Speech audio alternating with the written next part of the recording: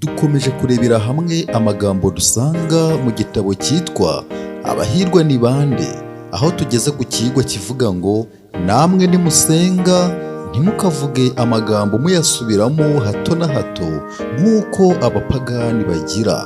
Muri Bibiliya wasoma mu butumwa bwiza bwa Yesu Kristo uko bwanditswe na Matayo igice cya 6 umurongo wa 7.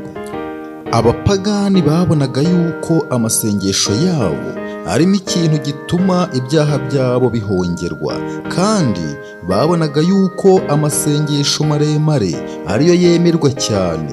Iyo bashobora kuba abera kubw'imihati yabo, bagombaga kubyishimira bakabona n'icyo birata. Amasengesho nk'ayo yo kwitsindishiriza niyo rufatiro rw'amadini yose y'ibinyoma. Abafarisayo bari barafashe uburyo bwa gipagani bwo gusenga. Ni nako bimeze no muri iyi minsi yacu, ndetse no mu biyita abakristo. Gusubira mu magambo by'umuhango igihe umutima wumva ko udakeneye Imana ni kimwe na kwa gusubira mu magambo gusa by'abapagani. Ntabwo isengesho ari ryo rikuraho icyaha, ntacyo ryo ubwaryo ryabasha kudukorera. Amagambo meza tuvuga ntabwo ahwanye n'icyifuzo kimwe cyera.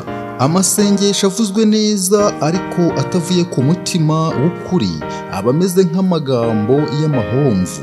Ariko isengesho riturutse ku mutima ushaka, igihe ibyifuzo biturutse ku mutima, nk'uko twagira icyo dusaba inshuti yo mu isi twiringiye ko tugihabwa, iryo ni ryo sengesho ryo kwizera. Ntabwo Imana yifuza ko dusenga by'umugenzo, ahubwo umuniho w'umutima umenetse kandi ubabajwe n'icyaha cyawo n'intege nke zawo niwo wemerwa na Data wa twese w'imbabazi. Kandi nimwiyirize ubusa ntimukabe nk'indyarya. Matayo 6 umurongo wa 16.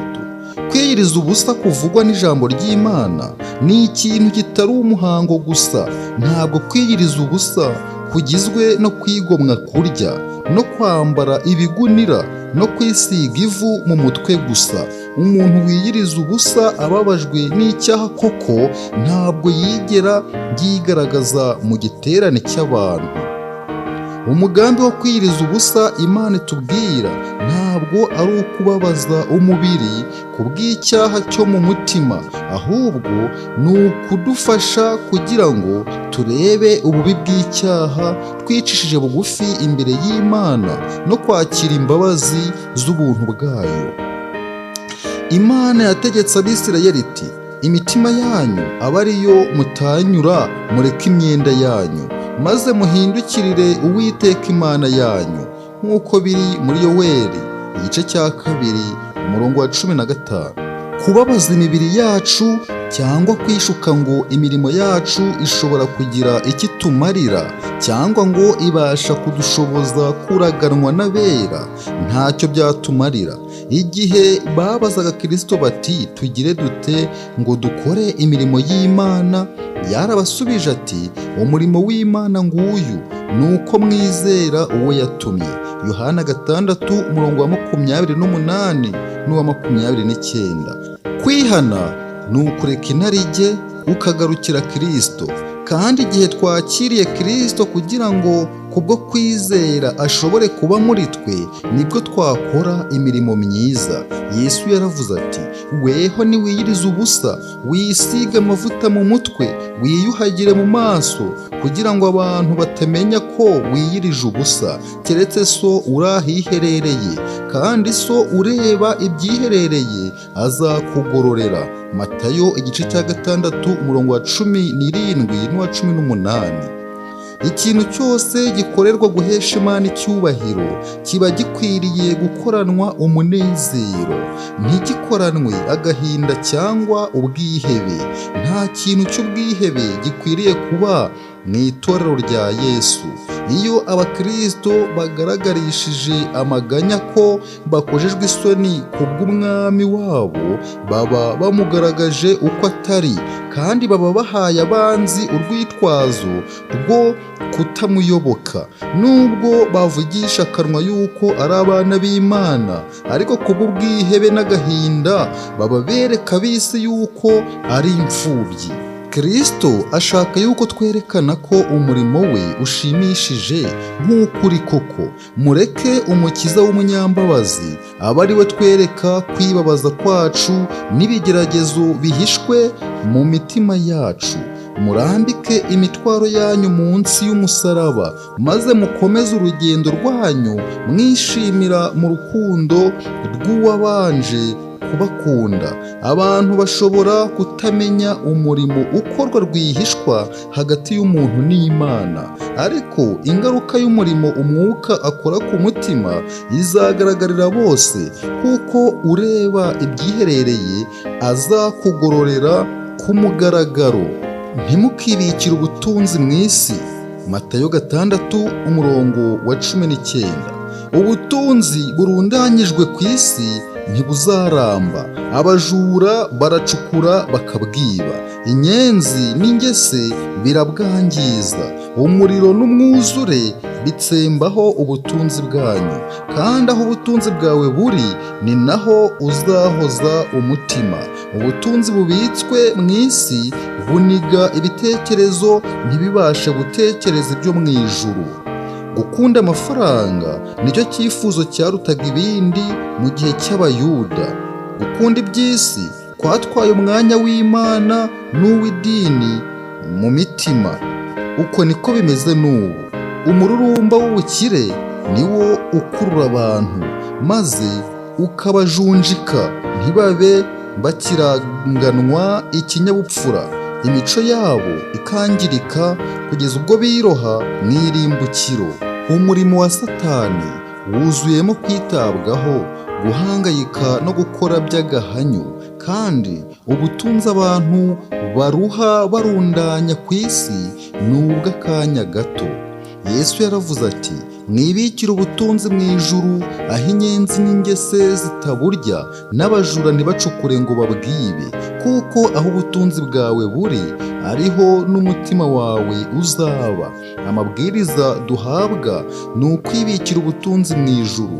Kugira ubutunzi mu ijuru ni inyungu zacu ubwacu.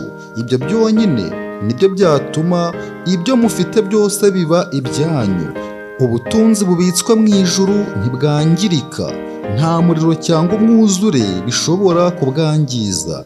Nta bajura bashobora kubwiba. Nta n'inyenzi n'ingese zabwangiza, kuko buba bubitswe n'Imana.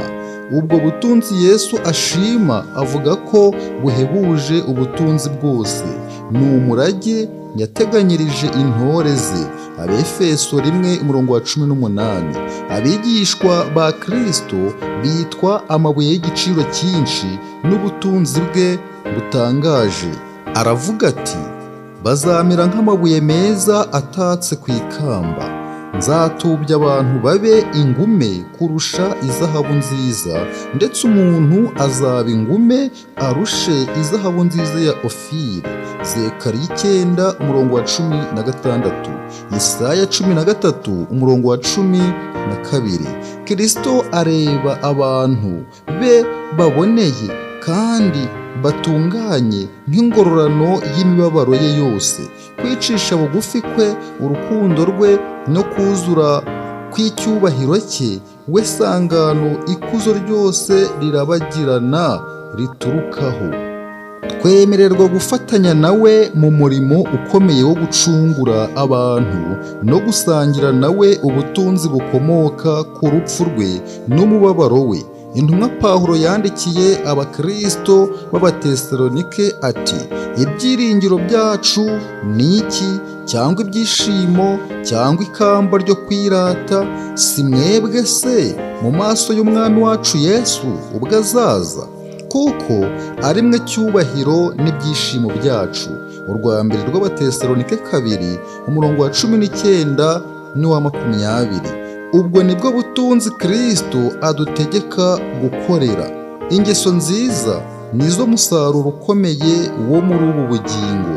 Kubw'ubuntu bw'Imana ijambo ryose n'igikorwa cyose bituma umuntu ubibonye yifuza kujya mu ijuru, n'umuhati wose wo guharanira kugira imico nk'iya Kristo ni ukwibikira ubutunzi mu ijuru.